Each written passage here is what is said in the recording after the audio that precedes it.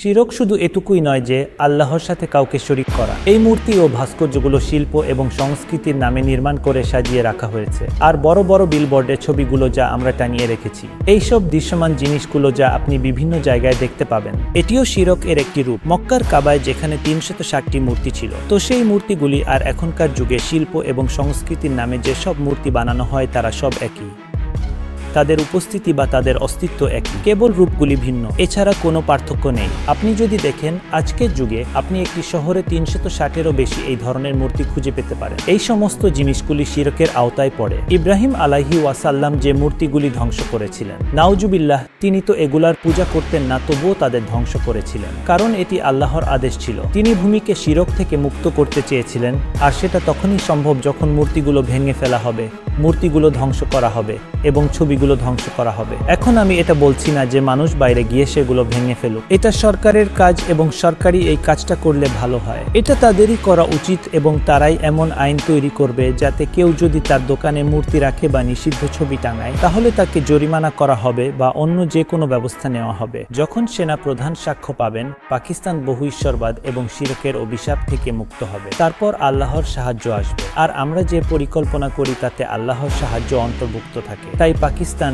যাই হোক না কেন দ্রুত উন্নতি করে, কিন্তু অন্যদিকে আরব দেশগুলোতে ধ্বংসযজ্ঞ চলতেই থাকে, মানুষের জীবন বিপর্যস্ত হয়ে পড়ে, আর পাকিস্তান উন্নতি করতে থাকে, আর এটা ভারত সহ্য করতে পারে না। তাই তারা পাকিস্তানে আক্রমণ করতে শুরু করে। তখন আল্লাহ 3000 কালো রঙের যুদ্ধবিমান পাঠান, আর এই যুদ্ধবিমানগুলো দেখে ভারত একা পাকিস্তানে আক্রমণ করার সাহসই পায় না। কারণ যখন পাকিস্তান উন্নতি করছে, তখন দুনিয়ার বাকি দেশগুলোর মধ্যেও এই ভয় ঢুকে যায় যে যদি আমরা পাকিস্তানকে না থামাই, তাহলে একদিন ওরা আমাদের উপর শাসন করবে, আমাদের উপর রাজত্ব করবে। তারা তো আরব দেশের মধ্যে আগেই বিশৃঙ্খলা সৃষ্টি করেছে, নানা ধরনের অশান্তি ও বিশৃঙ্খলার পরিবেশ তৈরি করেছে। তাই তারা পরে ভারতের সঙ্গে মিলে পাকিস্তানের উপর একটা বিশাল যুদ্ধ চাপিয়ে দেয়, যাকে গাজওয়াই হিন্দ বলা। আমি স্বপ্নে যেটা দেখেছি সেটা হলো 100টি পতাকা পাকিস্তানের বিরুদ্ধে অবস্থান নেয়। এই সময়ে পাকিস্তানের জনসংখ্যাও বেড়ে যায়, কারণ মানুষ জানতে পারে যে এটা সময়ের শেষ এবং এভাবেই গাজওয়াই হিন্দের সময় আসছে। কিছু মুসলমান যারা পাকিস্তানে থাকেন তাদের মধ্যে এখনো একটা গভীর ভয় এবং উদ্বেগ কাজ করে যে পাকিস্তান টিকে থাকবে কিনা, কারণ তাদের শত্রুরা সংখ্যায় অনেক বেশি। কিন্তু আল্লাহ পাকিস্তানের সাহায্য করেন এবং এই যুদ্ধে শেষ নবী মুহাম্মদ সাল্লাল্লাহু আলাইহি ওয়াসাল্লাম নিজেও শারীরিকভাবে অংশগ্রহণ করেন এবং তিনি যুদ্ধে উপস্থিত থাকেন। তবে যিনি প্রধান থাকেন তার জানা থাকে বা কিছু কাছের লোকদের জানা থাকে যে শেষ নবী মুহাম্মদ সাল্লাল্লাহু আলাইহি ওয়াসাল্লাম ও এই যুদ্ধে অংশ নিচ্ছেন। আমি যা স্বপ্নে দেখেছি সেই স্বপ্নে স্পষ্টভাবে দেখানো হয়েছিল যে পাকিস্তানের এই যুদ্ধে মোট ক্ষতির পরিমাণ 10% বেশি নয়, অর্থাৎ পাকিস্তান খুব বেশি ক্ষতিগ্রস্ত হয় না। এরপর যখন যুদ্ধ শুরু হয় তখন আল্লাহর পক্ষ থেকে বিশেষ সাহায্য আসে এবং সেই সাহায্যের ফলে পাকিস্তান ভারতকে পরাজিত করে। আমি স্বপ্নে আরও দেখেছি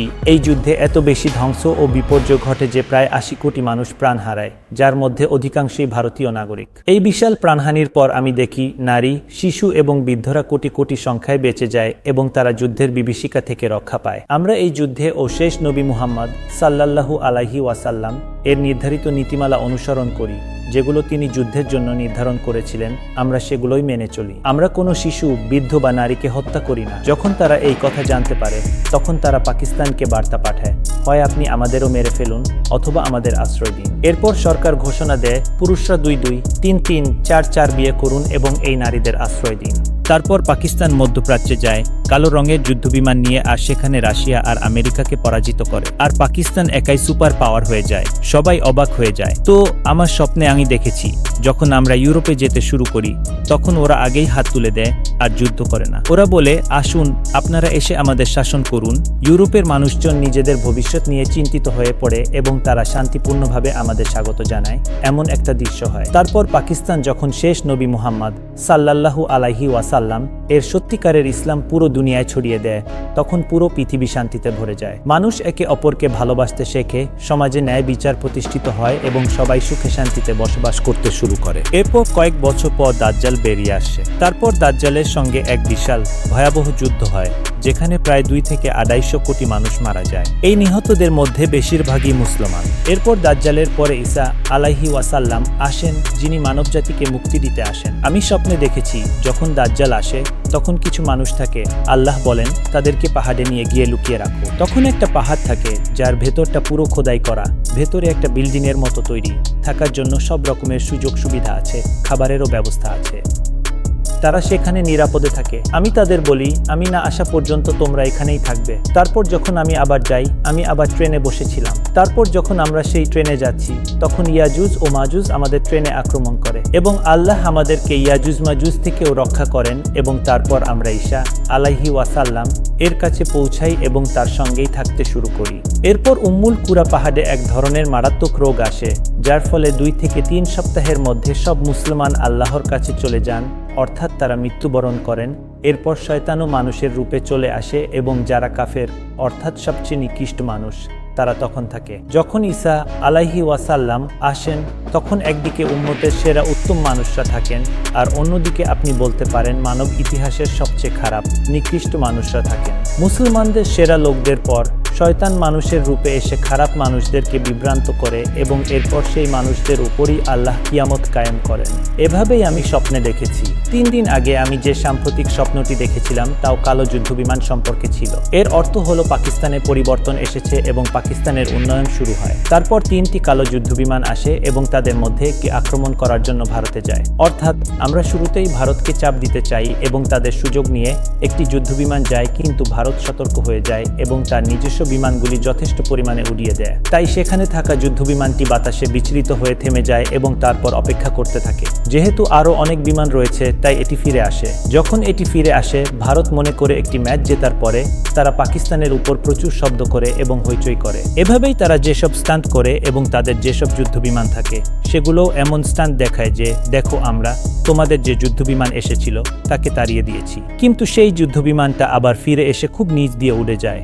মানে আমি প্রথমবার দেখলাম সেই যুদ্ধবিমানগুলো আকাশে একদম থেমে যায় এবং খুব নিচ দিয়ে ফ্লাইট করে। যেমন ধরুন এখানে একটা বিল্ডিং আছে আর নিচে এই লেভেলে বাড়িঘর থাকবে, তখন যুদ্ধবিমানটা রেসিডেন্সিয়াল এরিয়া দিয়ে একদম নিচ দিয়ে চলে যায়। সাধারণত মিলিটারি জেট ফাইটাররা এত নিচ দিয়ে রেসিডেন্সিয়াল এরিয়া দিয়ে যায় না, কিন্তু এটা যায়। তখন আমি ভাবলাম এই যুদ্ধবিমানে তো অনেক বড় প্রযুক্তি আছে, শুধু বিমানে না সেই পাইলটদের মধ্যেও। স্বাভাবিকভাবেই সে আস্তে আস্তে ভারতের বর্ডারে ঢুকে পড়ে এবং 2টা মিসাইল ফায়ার করে, একটা ভারতের মিলিটারি ঘাঁটিতে আরেকটা অন্য ঘাঁটির উপর আক্রমণ করে, আর 2টা ঘাঁটি ধ্বংস হয়ে যায় এবং সে আবার পাকিস্তানে ফিরে আসে। আর ভারতীয়রা টেরই পায় না যে কেউ এসে আক্রমণ করে চলে গেছে। ইরফান ভাই আগেই বলেছিলেন যখন বিমানটা খুবই নিচু দিয়ে একেবারে মাটির কাছাকাছি দিয়ে উড়ছিল, তখন এমনকি আধুনিক এবং উন্নত রাডারগুলো সেটা ডিটেক্ট করতে পারে না, কোনোভাবেই শনাক্ত করতে পারে না। এমনকি যখন সেটা উচ্চতাতেও থাকে তখনও মূলত তাদের রাডারগুলো বিমানটার অবস্থান নির্ধারণ করতে পারে না। তাদের কাছে শুধু একটি সিগন্যাল আসে যে আমাদের সীমানায় কোনো শত্রু বা কোনো গোয়েন্দা বিমান ঢুকেছে, কিন্তু সেটা ঠিক কোথায় আছে সেটা তারা বুঝতে পারে না, কোনোভাবেই নিশ্চিত হতে পারে না। এভাবে বিমানটা আবার ফিরে আসে আর তখন ব্ল্যাক জেট ফাইটারের পাইলটরা আসে। তখন আমরা তাদের সঙ্গে কথা বলি, বিস্তারিতভাবে আলোচনা করি, আর সেখানেই সেই ড্রিলটা শেষ হয়ে যায়। এটাই ছিল সর্বশেষ ড্রিল এবং এই ড্রিলটি ছিল অত্যন্ত গুরুত্বপূর্ণ ও তাৎপর্যপূর্ণ। সম্প্রতি ইমরান খানের ব্যাপারেও স্বপ্ন দেখেছি, কিন্তু একটা কথা আছে, যতক্ষণ না এই দেশকে শিরক এবং তার বিভিন্ন রূপগুলি থেকে মুক্ত না করা হবে ততক্ষণ পর্যন্ত এই দেশ অধপতনের দিকে যাবে, উন্নতির কোনো সম্ভাবনা দেখা যাবে না। মানুষ আমাকে জিজ্ঞাসা করে, আমি শুধু এই ভিত্তিতেই বলি, যতক্ষণ না আমরা এই দেশটিকে বহু ঈশ্বরবাদ যেমন আল্লাহর সাথে অন্য কিছুকে শরিক করা, প্রাণীর ছবি মূর্তি প্রদর্শন, কুসংস্কার এসব থেকে মুক্ত না হব, ততক্ষণ পর্যন্ত আল্লাহর পক্ষ থেকে কোনো সাহায্য আশা করা যায় না। আল্লাহর সাহায্য না এলে এর মানে এই দেশ আরও নিচে নামবে, আরও সংকটে পড়বে এবং আমাদের ভবিষ্যৎ আরও অনিশ্চিত হয়ে পড়বে। আমার মনে হচ্ছে, বলতে চাই না কিন্তু সত্যি বলতে এই দেশে আরও সমস্যা তৈরি হবে, ডলারের সমস্যা আরও বাড়বে, রাজনৈতিক স্থিতিশীলতা এলেও আমার মনে হয় না অর্থনীতি ভালো হবে। নওয়াজ শরীফের ব্যাপারে যে স্বপ্ন দেখেছি তাতে মনে হয় তিনি আবার পাকিস্তানে ফিরবেন, আল্লাহই ভালো জানেন। আমি শুধু বলবো যে আল্লাহ পাকিস্তানকে সাহায্য করবেন ইনশাআল্লাহ। তবে এই স্বপ্নগুলো যত ছড়িয়ে পড়বে মানুষের মধ্যে তত শিরক ও শিরকের ধরন সম্পর্কে সচেতনতা বাড়বে। মানুষ নিজেদেরকে শিরক থেকে বাঁচানোর চেষ্টা করবে এবং তারা নিজেদের ভুলগুলো বুঝতে পারবে। যদি আমরা অন্তত এই চেষ্টাটাই শুরু করি, যদি আমরা অন্তত নিজেদের সংশোধনের চেষ্টা করি, তাহলে আল্লাহ সেই প্রচেষ্টা পছন্দ করবেন এবং আমাদের প্রতি তার রহমত বর্ষণ করবেন। অনেক মানুষ আমার সম্পর্কে কথা বলে, যেমন আমার দাড়ি নেই, আমি নামাজও পড়ি না, কিন্তু আল্লাহ আমাকে অনেক স্বপ্নে বলেছেন কিয়ামতের দিনে আল্লাহ সব গুনাহ মাফ করে দেবেন, কিন্তু শিরক কখনোই মাফ করবেন না। তবে নাউজুবিল্লাহ, এর মানে এই নয় যে আমি বলছি নামাজ পড়া উচিত নয় বা দাড়ি রাখা উচিত নয়। কিন্তু আল্লাহ আমাকে স্বপ্নে এটাও বলেছেন, নামাজ সম্পর্কে প্রশ্ন করার অধিকার একমাত্র আল্লাহরই আছে, কারণ একজন মানুষ শুধু আল্লাহর জন্যই নামাজ পড়ে, অন্য কারো জন্য নয়। তাই যার জন্য আমরা নামাজ পড়ি তিনি প্রশ্ন করার অধিকার রাখেন। স্বপ্নে আল্লাহ আমাকে এটাও বলেছেন, আল্লাহই জিজ্ঞেস করতে পারেন কেউ নামাজ পড়ে কিনা। আর যদি কেউ তোমাকে বেশি বিরক্ত করে, বেশি কিছু বলে, তাহলে তাকে বলো, আল্লাহ যখন আমাকে সাফল্য দান করবেন তখন আমিও নামাজ পড়া শুরু করব। এভাবে আল্লাহ আমাকে স্বপ্নে বলেছিলেন এবং আল্লাহ আমাকে বহুবার স্বপ্নে বলেছেন, কাসিম, আমি শুধু এই কারণে তোমাকে সাহায্য করছি যে তুমি নিজেকে শিরক এবং এর বিভিন্ন প্রকার থেকে বাঁচাতে শুরু করেছো, অর্থাৎ আমিও নিজেকে বাঁচাতে শুরু করেছি, পুরোপুরি নয়। এখনও আমার বাসায় কোনো না কোনোভাবে কোনো ছবি থেকে যায়, কারণ আমরা যখনই কিছু কিনি তাতে প্রায় ছবি থাকে। এটা খুবই কঠিন।